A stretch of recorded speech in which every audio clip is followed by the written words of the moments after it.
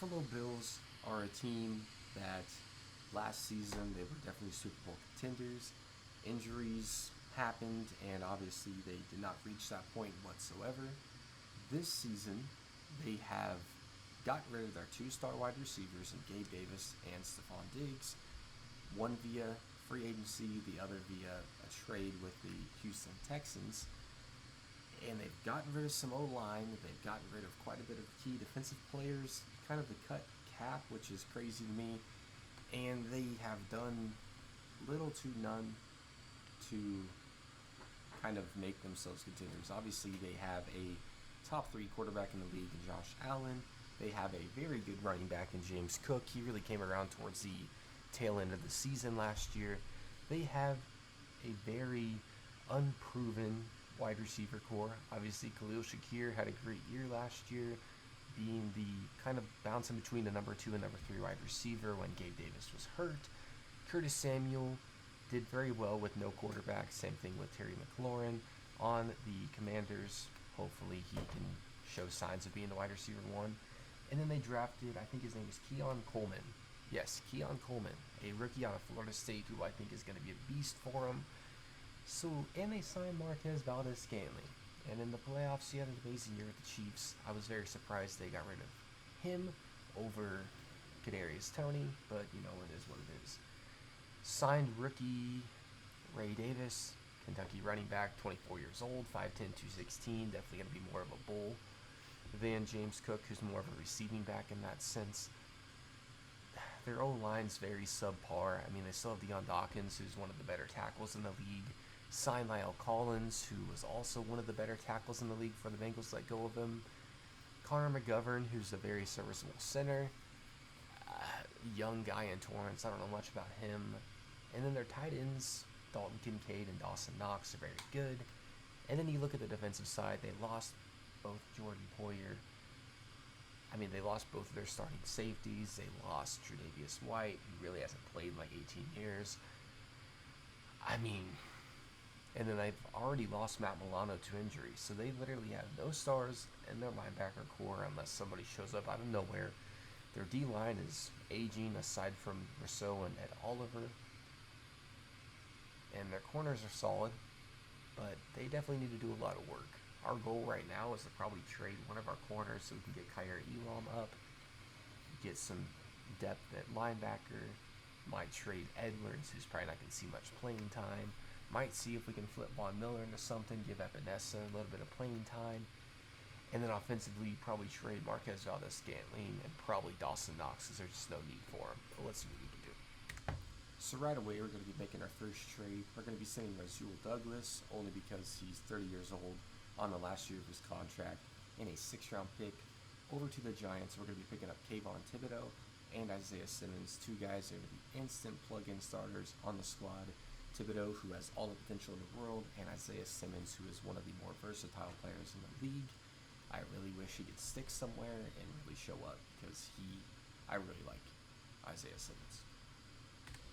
Next thing we're going to be doing is, I didn't expect this to go through, we're going to be sending Deion Jones over to the Eagles for Bryce Huff, who is a guy that is very easy to trade for this year, and it's kind of insane to me that he's so easy to trade for, but he's going to fill in perfectly because I don't see Von Miller sticking around for any more time than what he is right now, and so that's just going to help give us some depth at our D-line. So kind of hard to say no to that, but the next thing is to try to trade Dawson Knox. And then I kind of like our squad.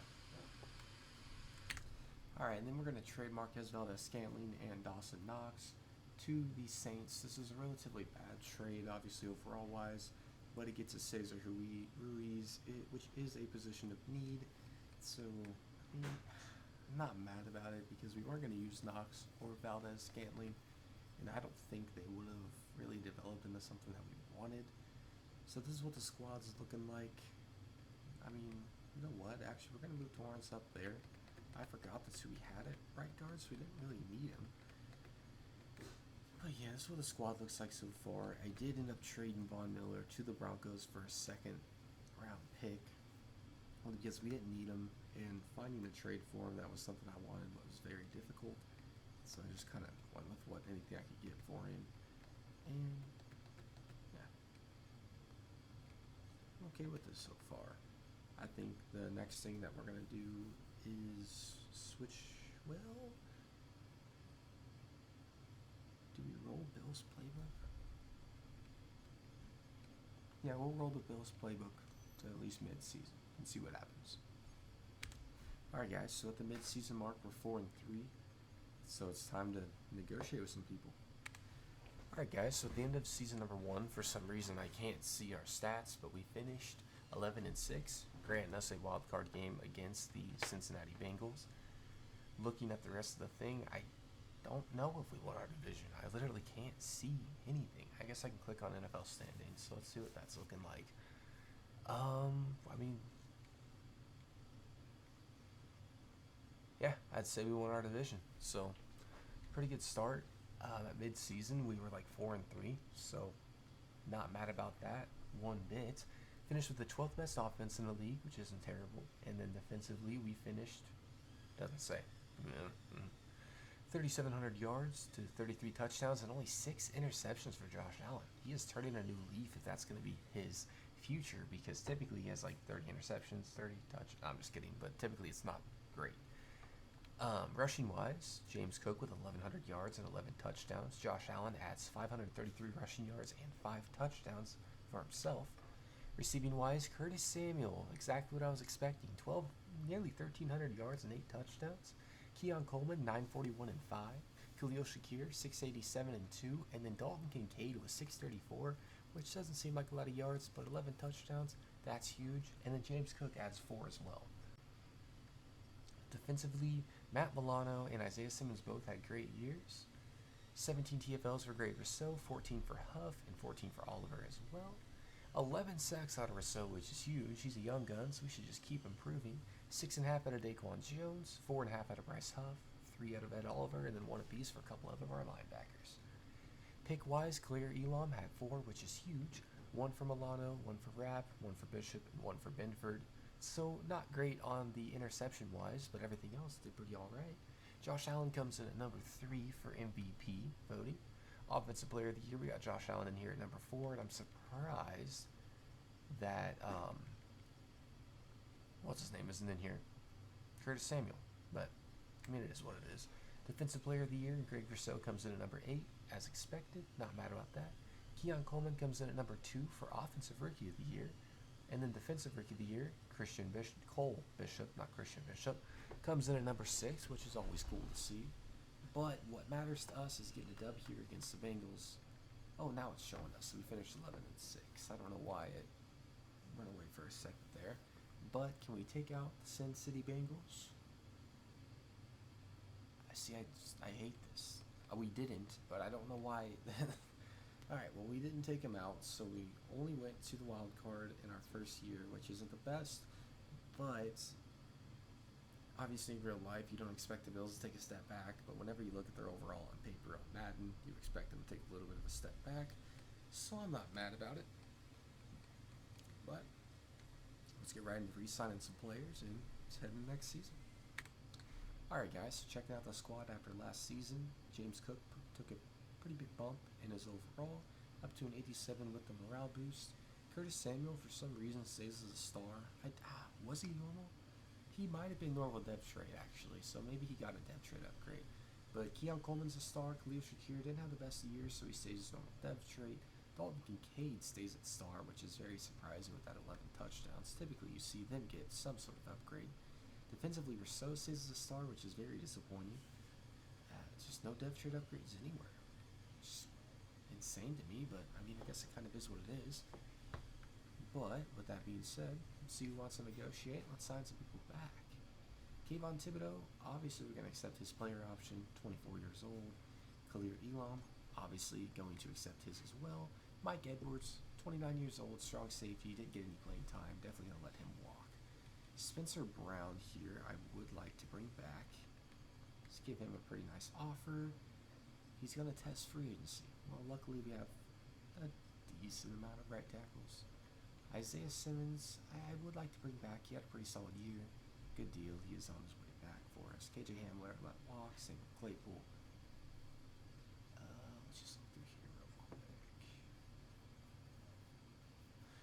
Collins, since we are losing Spencer Brown, probably should bring him back.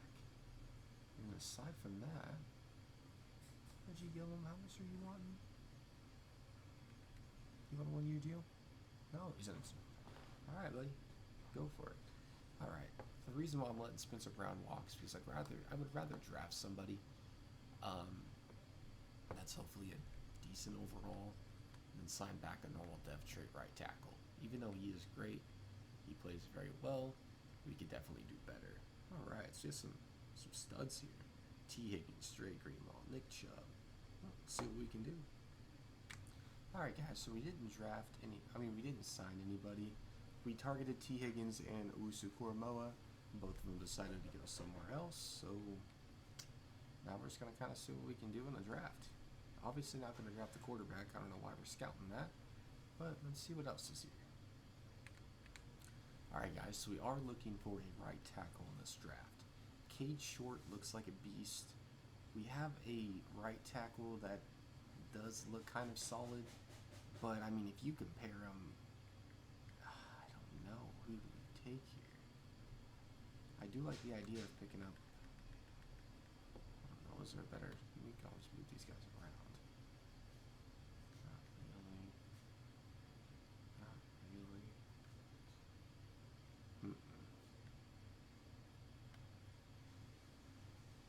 You know, we're going to take James Parrish here. Let's see what happens. Drafted him at 23. What does he end up being? Let's see. 79. He is hidden depth trait, but being ranked 79 does mean he's a very low overall. But I'm not going to be mad about it. He's going to have at least start depth trait. So hopefully that means something as we have our pick in the second round here. These quarterbacks are still available. Why is this guy ranked top 5? What happened in this? Actually looks really solid.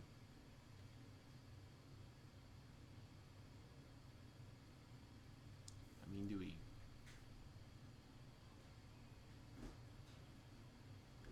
I'm gonna do it. I mean, we can always trade him, right? Right, 49 is true value. Is hidden depth traits. Hopefully we can get something out of him. Don't ask me why I did it, but I did it. So let's see here. What's something else that we need? Trying to think. Defensive tackle would be terrible. I know our backup is aging, so Shamir Walker here. How are we looking? Actually pretty solid.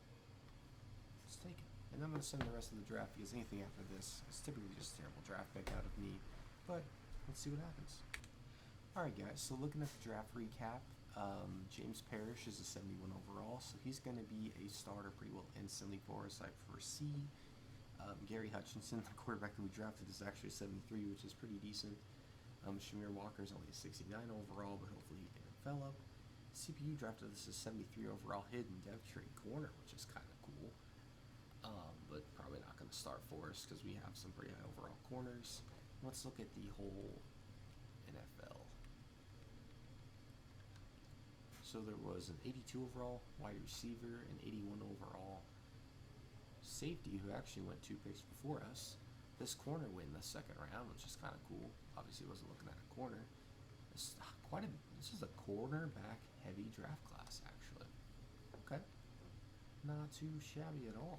So let's go ahead and head into next season, set my lineup, and we'll go from there. So we pick up our middle linebacker of the future. I drafted that Hutchinson guy with the thoughts of trading him for someone huge. We call up the Pittsburgh Steelers and we trade the quarterback and our first round pick this year, which I think is instant value because we're not going to get an 86 overall superstar in the draft, for Patrick Queen, ex-Baltimore Raven, now Pittsburgh Steeler, and in Madden, he is now a Buffalo Bill. I'm very happy with that trade. I don't know. Do we want to switch to a 4-3 offense, I wonder, to give Isaiah Simmons some more steps? Because then we can take out Jones, which I think is huge for us. I mean, also, who is this guy and where did he come from? Who the hell is Dwayne Carter?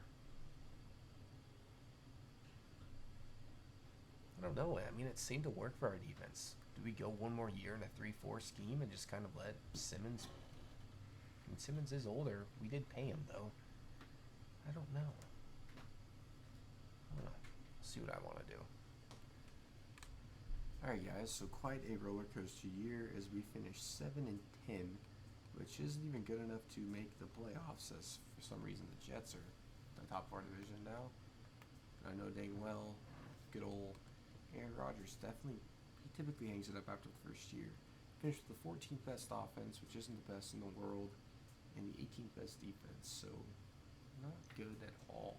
3,900 yards, 28 touchdowns, only 6 interceptions for Josh Allen. 876 and 10 out of James Cook. 1,400 yards and 9 touchdowns out of Curtis Samuel, which is very impressive. Keon Coleman put up 1,000 yards. Dalton Kincaid had a great season. And Khalil Shakir, not so much. Defensive-wise, Patrick Queen had a great year. We had Greg Rousseau with 10.5, 5.5 out of Thibodeau, so we finally started showing up. 3 picks out of Christian Benford. We're just not getting turnovers. We're not forcing turnovers, I should say. Josh Allen comes in at number 5 for MVP voting. Offensive Player of the Year, Josh Allen comes in at number 4 with Curtis Samuel at 6. Defensive Player of the Year, so it comes in at number 8. Offensive Rookie of the Year, nobody. Same thing with Defensive Rookie of the Year. We didn't play anyone there, but our team sucked. Let's get into the offseason. Alright, so our rookie corner that we drafted last year actually ended up having superstar dev trade. So we're going to trade Johnson, a 3rd and a 5th, over to the Jaguars for Andre Cisco. Has superstar depth trade, hoping to put him in at strong safety to hopefully solidify our defense and maybe win some games. Alright guys, so in free agency, we tried to go after Zach Tom. He ended up not coming, so we also lost out on Jalen Ramsey, which isn't a huge deal. We did go ahead and sign Braxton Jones to be our new right tackle. And we also are trying to go after Rasheed Walker, as we are the only offer for him. So hopefully we can snag both of those guys and go ahead and send the next season, because I don't think we have any picks. So let's roll. So heading into season number 3, our final season, only because I'm probably just going to do 3 for now until we start getting better at rebuilds. The only thing that I really see us needing is possibly another corner. Not really too worried about it. Definitely a middle linebacker to replace Isaiah Simmons. And I mean, we do have a first round pick they're going to be trading for sure. So we're probably going to go after a star wide receiver. So let's go do it and let's go win a championship. The first thing that we're going to do is pick up Tremaine Edmonds to replace Isaiah Simmons, which is something that I definitely wanted to do. And now let's see what else we're going to do. Then we're going to trade Isaiah Simmons, a 2nd and 3rd round pick for Jerry Jeudy. And probably going to try to get a cornerback, maybe another receiver, and I think we're set. And then now we're going to call it the Giants. We're going to get Malik Neighbors and Banks to solidify the squad, and let's go win a Super Bowl. Alright guys, so at the end of season number 3, we finished with a 14-3 record, which is obviously good enough to get us a first round bye, as we're only 1 game ahead of the Chiefs, but aside from that, we dominated everybody. Let's take a look at some stats real quick here. We finished with the 7th best offense in the league, and doesn't tell me on defense, but considering with 5,000 we were pretty high up there, I'm going to assume we were pretty good. Josh Allen, 4,000 yards, 37 touchdowns, only 4 interceptions. Absolutely insane. 1,000 yards and 14 touchdowns for James Cook. Finally eclipsed over 1,000 yards, which is awesome to see. But Ray Davis took 3 touchdowns from him. If you add those onto his total, he finishes with 17, which would be insane. Receiving-wise, Dalton Kincaid is our only 1,000-yard receiver. I guess we brought in too much. Josh Allen is known for spreading the ball, and he definitely did it here, which is sad to see. But I'm not mad about it. I mean, we finished with our best record, so obviously something was working out. Defensively, no one had over 100 tackles, which is kind of weird to see, in all honesty. But I see something here. Greg Rousseau had 22.5 sacks. Thibodeau had 16. And Oliver had 11. We had 3 people with double-digit sacks, one of them being 22.5. 6 interceptions combined for Cole Bishop and Patrick Queen. So our turnovers definitely took a huge jump. Turnovers forced. Josh Allen comes as number 2 for MVP. Offensive Player of the Year, Josh Allen comes in number 4 there. Defensive Player of the Year, Rousseau comes in at number 2. I'm very curious to see what Crosby's stat line was because I was insane out of Rousseau. Thibodeau comes in at number 5. Okay, not terrible. Definitely a great year so far. We get a first round bye, so we're guaranteed at least a dub in the wild card, which is better than we did the first year.